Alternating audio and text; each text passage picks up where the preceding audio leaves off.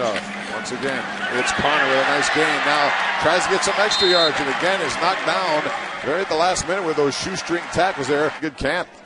Been around the NFL for a while. Handoff goes to Connor. He has some blocking. Tries to spin away from a tackle. And again, he'll be short.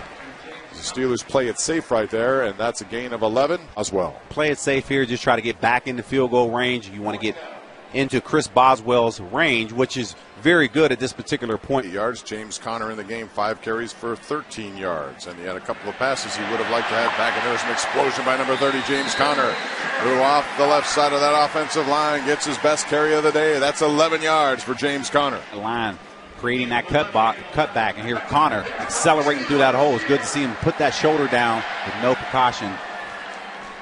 And he was able to come back from that. Drops under pressure, fires down the field, looking for Martavis Bryant. Jones was back defensively. Nothing called. It goes incomplete. And this won't show up on the stat line, but you can see Connor stepping up there, picking up that linebacker blitz there. One-on-one on the outside. Just looked like Martavis just mistimed his jump. To 10, the Steelers came up with a 64-yard touchdown on the return by Trey Williams. Here's James Conner now. Conner gets across the 40 to the 43-yard line. That'll be his best gain of the night. Hitting Atlanta many times here. The Falcons, their first drive of the day was a good one by Matt Ryan. James Conner now. Conner with an open territory, makes a cutback over the 30 down to the 27-yard line. James Conner. You can see right here, you have, can't see who that right tackle was in the position. He was able to get out front of James Conner. There was a huge hole right there for the biggest gain of the day. No question about that. We also saw Gerald Hawkins out of LSU, the 4th-round pick last year, who got injured and missed the entire season, but he had a nice block there as well. 12 carries, 56 yards now for James Conner.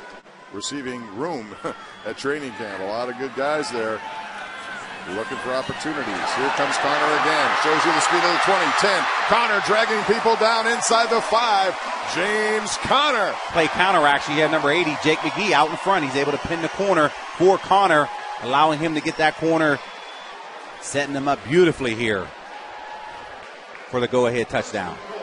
Jake McGee has been very good in the blocking part of his game last week. Jake McGee is good to see him. They really wanted to see him expand his role in training camp this week. All right, here's the other number 30. That's James Conner now with some confidence and another first down gain on first down for Conner. Jake McGee here. Jake again coming around on the outside, getting that corner, able to spring Conner again. That's been a great play. Boy, and then at least they're still in the game. Once again, it's Conner. Once again, it's McGee, the lead block. Conner reads it well. Conner down inside the 10, takes a hit, but gets out of bounds. Jake McGee does a nice job of getting in the corner, but if you're in that situation right there as a running back, you want to stay in bounds to keep that clock running. I know we're at the 2-minute warning at 2:03, but it saves the Falcons an extra timeout in that situation because the clock stops.